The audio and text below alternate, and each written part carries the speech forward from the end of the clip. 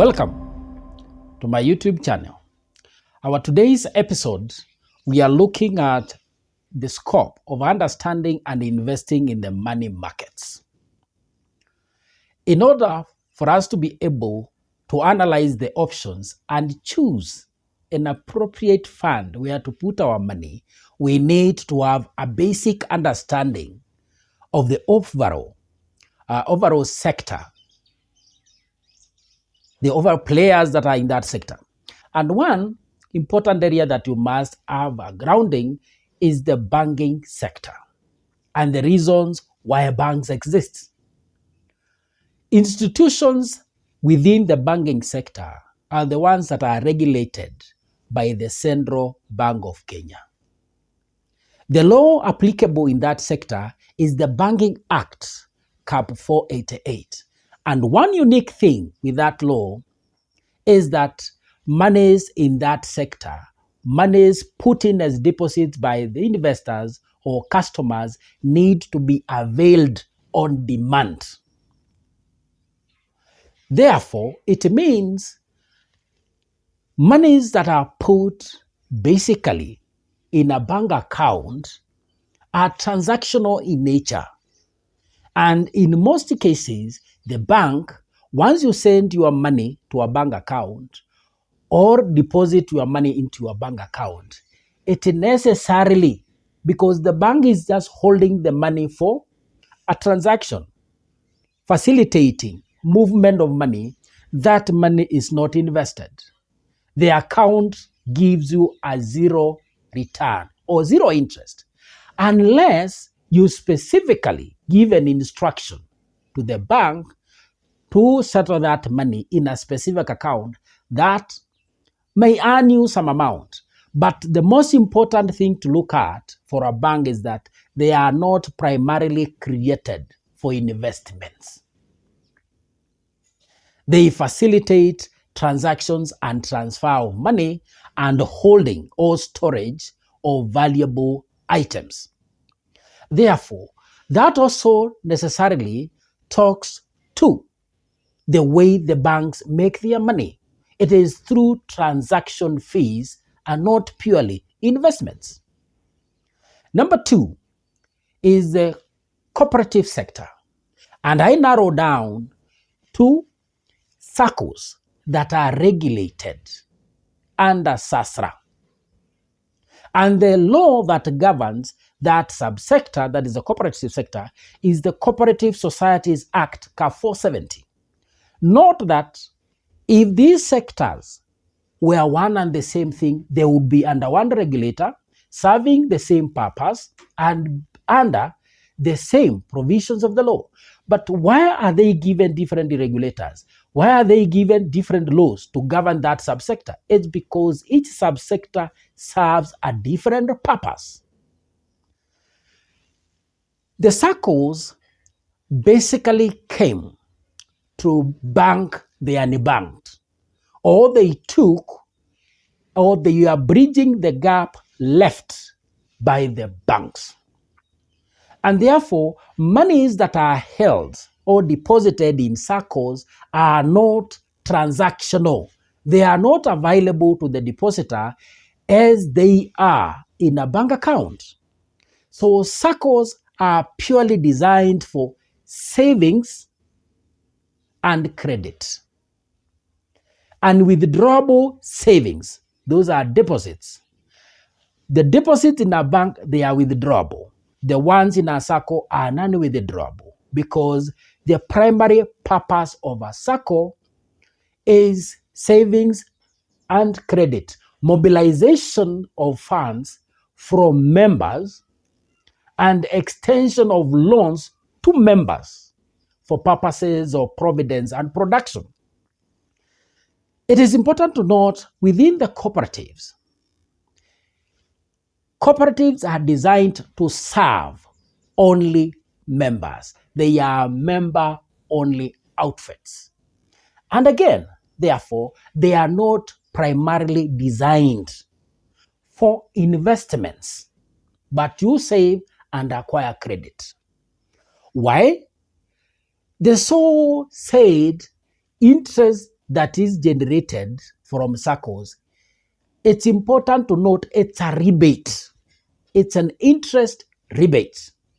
And we will look at it in a later video. Then there is a third subsector, and that is the insurance industry, which is regulated by the Insurance Regulatory Authority, and the law governing that sector is the Insurance Act Cap 487. You also have to note that these laws are in the same scope aspects. Therefore, in nature, primarily insurance companies are designed to manage your risk. They are designed to restore you back to where you originally were before a catastrophe happened. Therefore, note that insurance are not designed to profit your investment. They are not designed to create wealth for you, but to protect you against happenings that threaten your investment. It's a risk management industry. And therefore, why is it important we look at that? Going to an insurance company for purposes of growing your wealth, for purposes of generating incomes, will be ill-informed, because an insurance company is not designed for that. It is designed to restore you, put you back to where you would have been financially before an event that you have insured against happen, be it theft, a fire, any catastrophe. So it's very important we understand those parameters with regard to the industry. And the most important subsector is the investment subsector. And this is a subsector that is regulated by the Capital Markets Authority under Capital Markets Authority Act Cap 485. This is a law that regulates the industry that is purposely or primarily created to create wealth for you, purposely created to give you a return. And therefore, knowing the four subsectors is important, because it gives you information. It gives you the right knowledge to choose where to put your money. I'll put my money in a SACCO purely to get a loan, not primarily the investment aspect. I can borrow my money from the SACCO and invest it in the money market. I can borrow my money from the SACCO for my own use. That is the reason why SACCOs relatively are giving us more affordable costs to our capital. But remember, the capital or the funds being lent in a cooperative society, they have been mobilized from the members and at no cost. And that is one factor that makes those loans a little bit affordable. I'll put my money in the banks for transactional purposes, but not primarily investment. I'll put my money in the insurance sector, not for investment, but primarily for management of risks.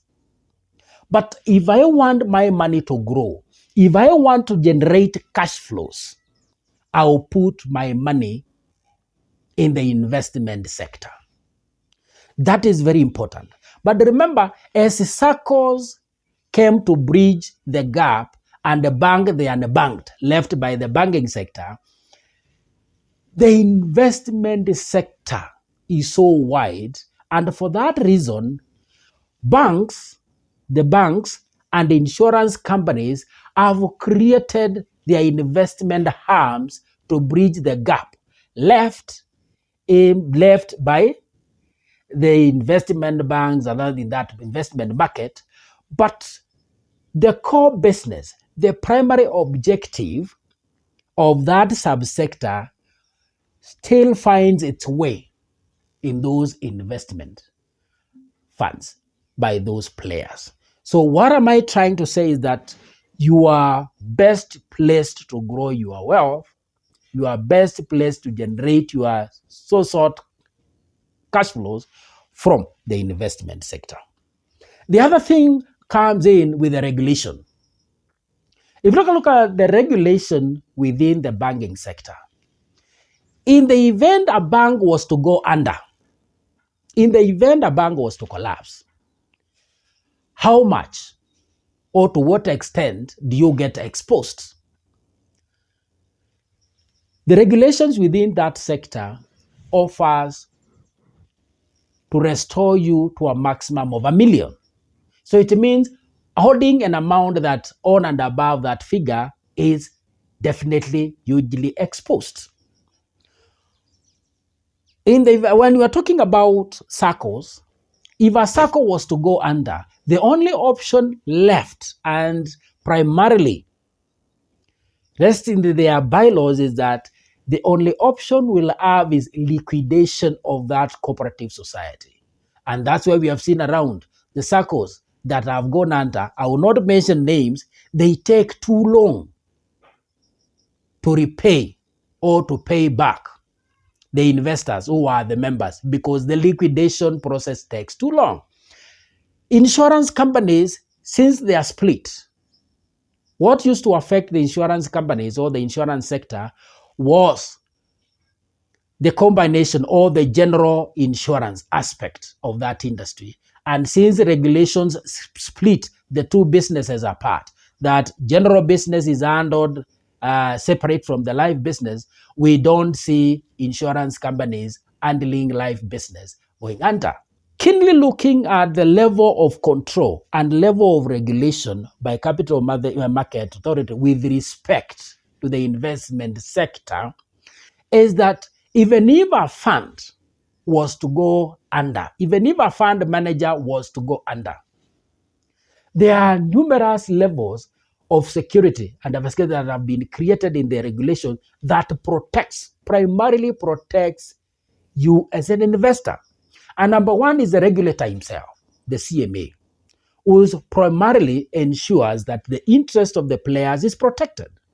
Then the amounts that we put in the fund manager is not in direct control of the cash invested in the money markets. The fund manager only professionally invests the funds and as per the provisions laid out. And the custodian who holds the money, the custodian ensures that the fund manager invests the money as per the provision. Then we have a fourth level of control, a fourth level of protection. That is the trustee. And the trustee comes in to ensure that the investor interest is protected. And lastly, but at least, we have an auditor who checks on suitability and performance of the fund itself. Therefore, with that understanding, we have a wealth of knowledge that you work towards you using the option so that we compare an apple with an apple, a mango with a mango, so that we don't compare an MMF with a SACCO, an MMF with a bank account. For purposes of investing, the right place to put the money is the MMF. But we have MMFs that are sitting with the banks, they have MMFs sitting with the insurance companies, and MMFs with players in the investment sector. So we will have to compare, you will compare the MMFs across. Then choose the money market fund where you would rightfully and effectively put your money to grow your wealth. Thank you.